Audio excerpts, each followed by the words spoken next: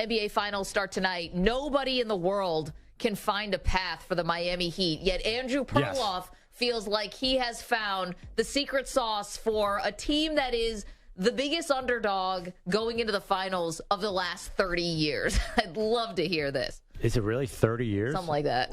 But there's nothing secret about this sauce. I'll give you three reasons. Three reasons. And the number one is probably the most important one. Eric Spoelstra. He is a top 10 coach of all time. And can you honestly sit here and tell me Mike Malone is top 1,000 of all time? Oh, come on. No, Mike Malone, I love Mike Malone. His post-game interviews are awesome. Always backs his guys. But he has no experience at this level where Eric Spoelstra does. And we know that Spoelstra is a brilliant tactician. There's just unknown with Mike Malone. Can he handle this level? Maybe he can. But if you're looking for a reason to pick the Heat, isn't that the number one reason? Okay, but just the idea that the Heat are going to play zone defense. Like Eric Spoelstra is a coach. He's not a magician. He can't all of a sudden make Tyler Hero's hand get better for game one. He can't make Victor Oladipo come back. There's just going to be a talent disadvantage that Miami Heat is at. Well, yeah, but what is he going to do about that? Made up for. First of all, that zone has worked remarkably well in the playoffs. Well. And you would think the Nuggets are a bad team to use zone on, but if there is something to be figured out, how to slow down this Nuggets offense, which has been unbelievable, he's going to figure it out. So that's number one. Okay. Wait, can I just point out something about Michael Malone? I think he's going by Michael these days. Oh, okay, Mike Malone, whatever. Michael Malone I don't like the rhythm of that. Yeah, I don't either. We'll go with Mike. The other thing about Mike Malone, though, is if you would say Heat culture is far and away like the best NBA culture, who would you say is possibly is number two? Milwaukee? I was going to say Golden State. Now, take the Draymond Green punching one of his teammates, take that off the table. Before we knew that Draymond Green punched Jordan Poole, wouldn't you say Golden State probably had the second best culture in the NBA? Yeah, probably. Okay. Mike Malone was assistant coach of the year where? The Golden State Warriors. He was hired originally by Mark Jackson. Oh, come on. Stayed on through Steve Kerr. So it's not like just Eric Spoelstra and Heat culture have the market cornered on culture. Like Mike Malone also was there for the beginning of this Warriors dynasty culture, and that's got to matter for something. There's two reasons they have that culture. The number one, he's a humble superstar, Steph Curry. And then you have Miami is Jimmy Butler. So it's not just, we'll get to that in a second. Okay. But assistant of the year, that's really your counter to Eric Spoelstra. Assistant of the year. Assistant of the year. There you go. Okay. Number two. As voted on by the other assistants. I don't know. yeah. Who votes on the assistant of the year? That's a great question. The Denver Nuggets are not really built to beat the Miami Heat. Sounds weird, huh? Yeah, that is weird. First of all, they're gigantic. And the Heat, you don't need any size, and you're already bigger than them. Yeah.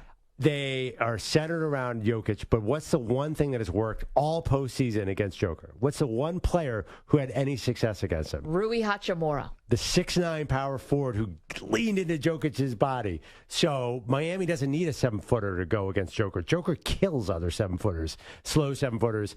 They can bring in smaller bodies and push on Joker. I mean, they're not going to stop him.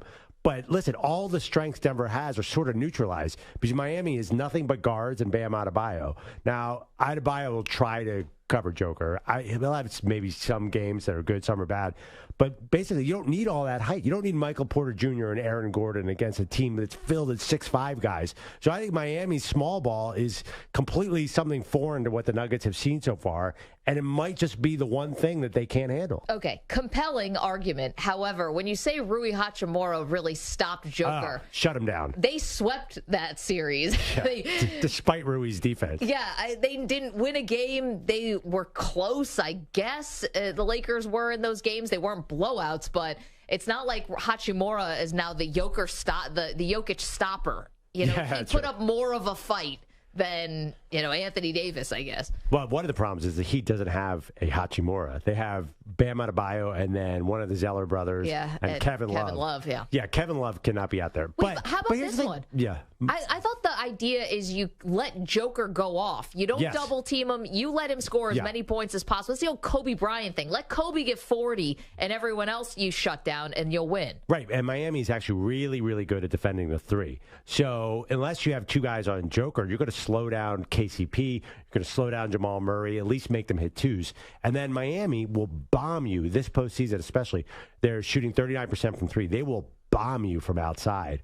which kind of takes away that big front court of Denver. So I kind of think, although, by the way, Denver's, they're 6-0 last 3 years against Miami. I'm aware of that. Yeah. So the matchup seems good, but that has nothing to do with this playoffs.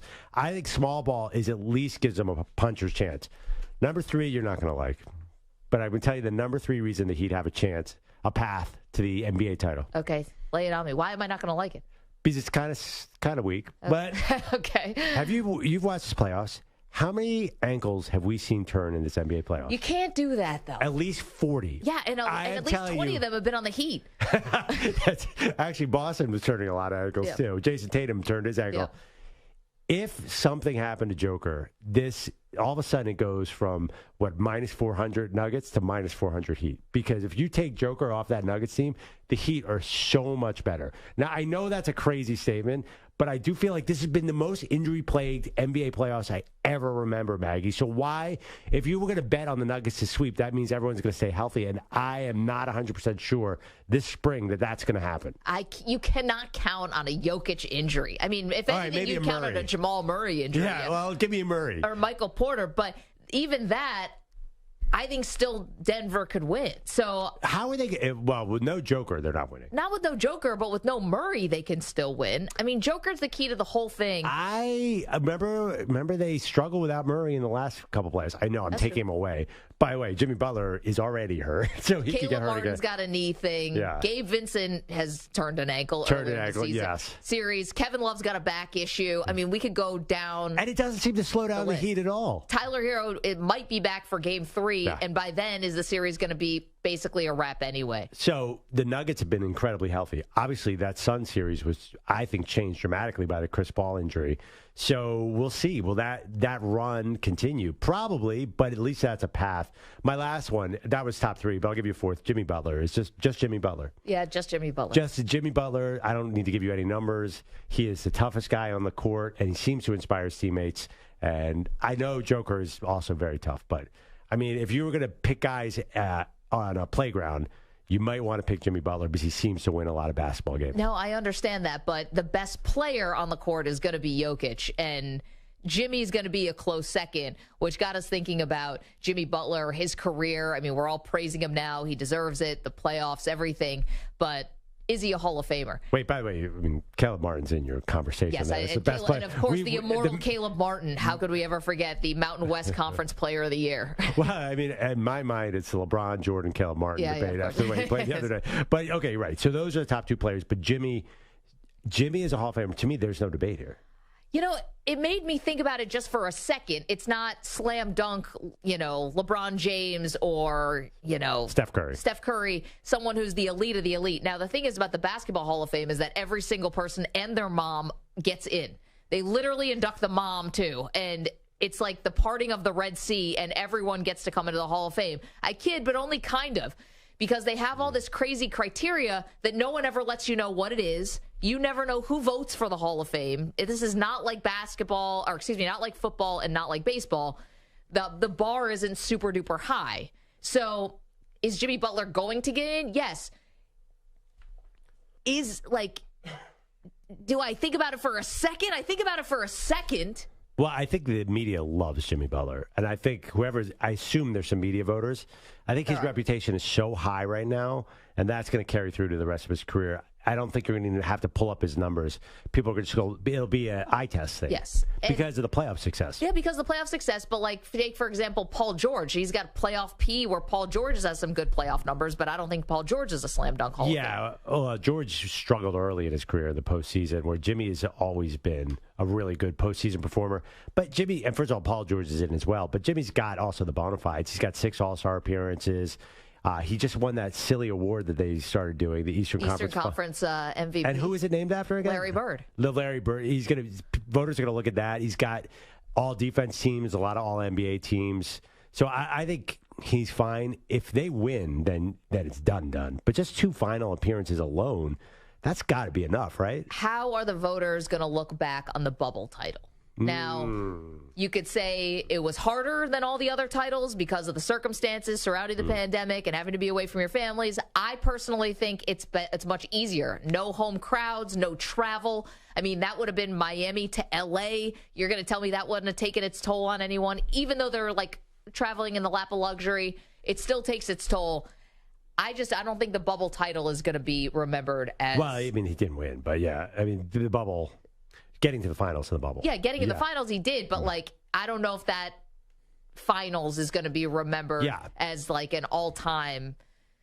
I don't think it's going to be remembered with all the other ones. I think there's also, an asterisk. It won't be remembered because not a single soul on planet Earth watched any of those playoffs. It was the lowest rated playoff. Yeah. Who they even, I assume they beat the Celtics to get there, but I don't remember much about it. I remember the Lakers run very well, and I know the Heat were similar to this year. They were surprised, but Jimmy's just, I mean, listen, if he'd stayed in Philly, they'd probably be in the finals now anyway. He played really well. Remember the Kawhi game, the 7 bounces? Yeah. He was great in that series. Yeah. So I think his consistency in the playoffs, and, you know, Jimmy, he did play his way out of certain cities, but he's still beloved. I don't think that's going to hurt him, just like I don't think it's going to hurt James Harden. I don't think it's going to hurt Kevin Durant. I mean, everyone has basically asked for a trade. Now, Harden literally quit on 2 teams on the court, and I still don't think that's going to be held against him. This is just a new era, player empowerment, call it whatever you want. I don't think that's going to be held against him. Also, he was in the movie Office Christmas Party. Have you seen that? I have not. Oh. I heard it's great, though. It's amazing, and he is actually hysterically funny. It's this great, huge party, and he just shows up in Chicago, and he's very charming on screen, so I think that's counts. I think likability, in a weird way with Jimmy, does count. So what do you do with Kyrie Irving? I mean, he's in the Hall of Never for me. If likability goes into it, that's going to be a tough one.